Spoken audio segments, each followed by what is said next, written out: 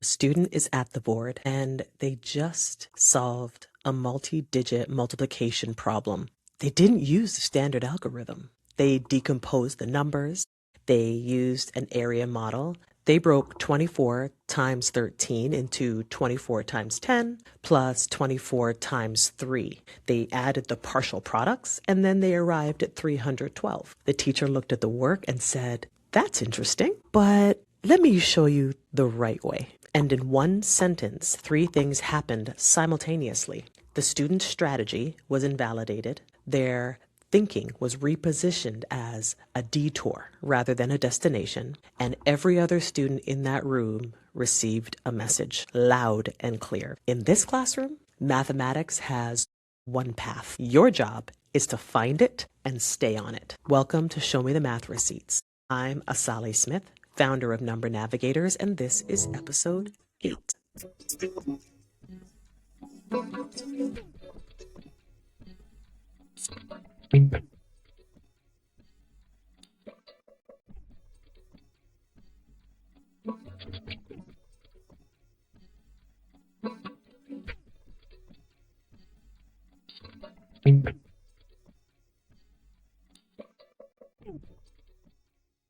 You know what? Let's go into our joke. Josh? It's time for math joke of the day. What do you call an empty mirror cage?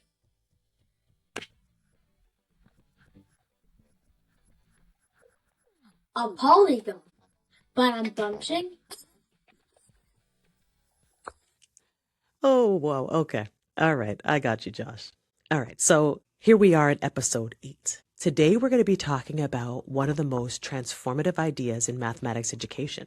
The idea that the richest mathematical thinking doesn't happen when every student arrives at the same answer in the same way. It happens when they arrive differently, when the room holds multiple strategies at once, and when the teacher has the skill and the conviction to say not, "Let me show you the right way," but "Tell me how you thought about it, and let's see what everyone else did." The belief sitting underneath that opening moment is this: mathematics has one right method, one correct path from problem to answer. And the teacher's job is to transmit that path clearly, efficiently, repeatedly, until every student can walk it reliably. That belief is deeply embedded in mathematics education.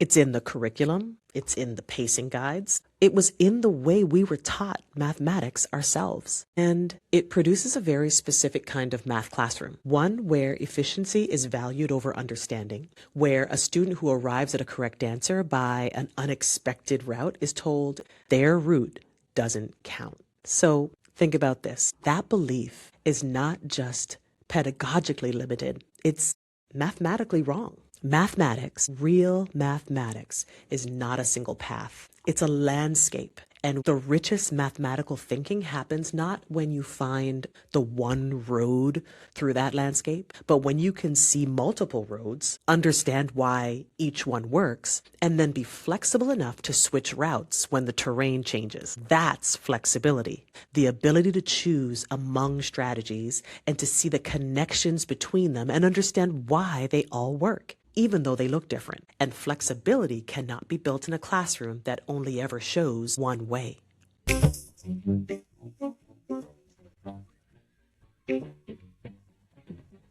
The research on multiple strategies and mathematical understanding is extensive. Well, let me walk you through what matters most. John Starr and Bethany Riddle Johnson, whose work on procedural and conceptual knowledge we have referenced before on this show, conducted a series of studies specifically examining what happens when students compare multiple solution strategies versus working through a single standard method. Across those studies, with hundreds of students, they found that students who compared multiple strategies consistently developed a greater procedural flexibility. And in most studies, gained stronger procedural knowledge as well. The strategy diversity was not slowing students down. It was building something that a single method approach could not. A network of mathematical relationships where each strategy illuminates something different about the underlying mathematics. Think about why that is, right? It starts to make sense. The area model, for example, for multiplication shows the distributive property in action. Partial products show place value. The standard algorithm shows efficiency. Taken together, they give a student a complete picture of what multiplication means, not just how to execute it. And what that means is that when the mathematics shifts, when the context changes, when the problem looks different from what they've practiced, those students have somewhere to reach. Then there's the framework that Margaret Smith and Mary Kay Stein at the University of Pittsburgh developed, which has become foundational in mathematics education. The 5 practices for orchestrating mathematical discussions: anticipate, monitor, select, sequence, connect. Those 5 practices are the architecture of a strategy-rich classroom. The teacher anticipates what strategies students will produce before the lesson begins. They monitor as students work. They select which strategies to surface. They sequence them deliberately, moving them from the most concrete and accessible to the most efficient and abstract, and then connects them, helping students see not just the multiple paths that exist, but why they all lead to the same mathematical truth. That framework exists because the research is clear. Strategy-rich classrooms produce students who understand mathematics more deeply, and the 5 practices give teachers the tools to build them.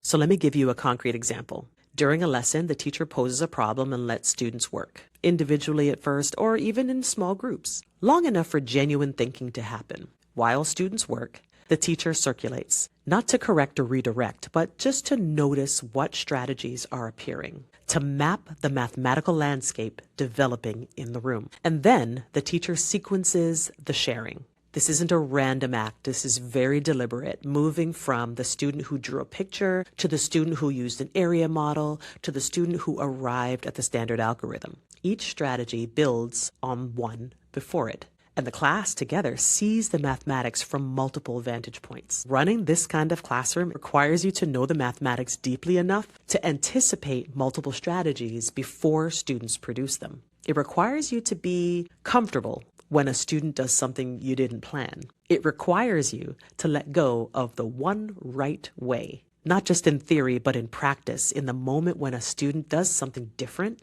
and every instinct says, yes, but let me show you the efficient way. You have to pause, ask the question. Episode 7 gave you the tools for that. And trust that what the student did, even if it's longer, even if it looks nothing like what you've planned, is mathematically valid and worth the time it takes to examine it.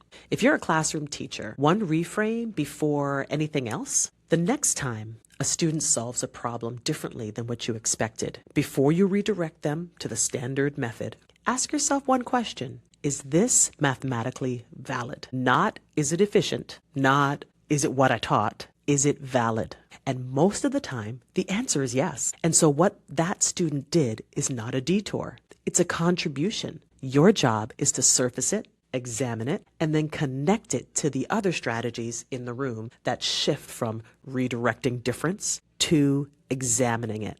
If you're a math coach, strategy diversity is one of the most powerful lenses for evaluating mathematical richness of a lesson. Whether the room held more than one strategy or more than one idea at a time, whether the different approaches were surfaced and compared, whether the teacher used student strategies as instructional resources rather than deviations to correct. Those are the questions that get at the quality of mathematical thinking in a classroom. And if you are an instructional leader, I want to challenge you gently on something. When you look at your curriculum and your pacing guides and your instructional materials, how much space do they create for multiple strategies? How often is the standard algorithm presented as the only method rather than one efficient method among several?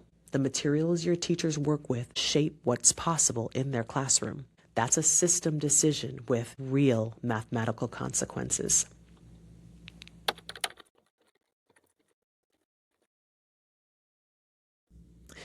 Here are your Wednesday morning receipts. 2 things this week. First, do a strategy inventory. Pick one concept that you're currently teaching and write down every strategy that you know for approaching it. Area models, number lines, decomposition, visual representations, and all of that. If you can only name one, that is your starting point. I'm not judging, and it's not for you to judge either. This is just information, because you can't celebrate strategies in your classroom that you can't recognize. Second, change one sentence. The next time a student shows you an unexpected strategy, instead of saying, "Let me show you the right way," try, "That's interesting. Can you show the class how you thought about it?" That one sentence, if you keep that consistent, begins to shift the culture of the classroom. It signals that difference is welcome here, that your thinking matters, and that we're all going to learn something by looking at how you did this. One sentence. Start there. The richest mathematical moment in your classroom is not when every student arrives at the answer the same way. It's when they arrive differently and you have the skill and the conviction to hold all of those paths up to the light and say, look what mathematics looks like when we all bring what we know. Look how many roads lead to the same truth. That is the classroom your students deserve, and you have everything you need to build it. If this episode made you think about a colleague who is still looking for that one right way to teach a procedure, share this with them. Share it with your department chair who's about to adopt a curriculum that flattens every student's thinking into a single algorithm, or a student teacher who still has time to build something different before they ever set foot into their own classroom. Next time on Show Me the Math Receipts, we're going to be shifting gears in a way that I think is going to hit close to home, because everything we've been building, the strategies, the discourse, the productive struggle, depends on students who are willing to try. And what happens when they're not? What happens when the student in the third row has already decided that math is not for them and has been deciding that quietly for years? Episode 9 is about a cycle that runs underneath almost everything: avoidance, gaps, anxiety, and the fear that confirms itself. My name is Asali Smith. This is Show Me the Math Receipts, and until next time, teach boldly, protect student thinking, and always keep your math receipts.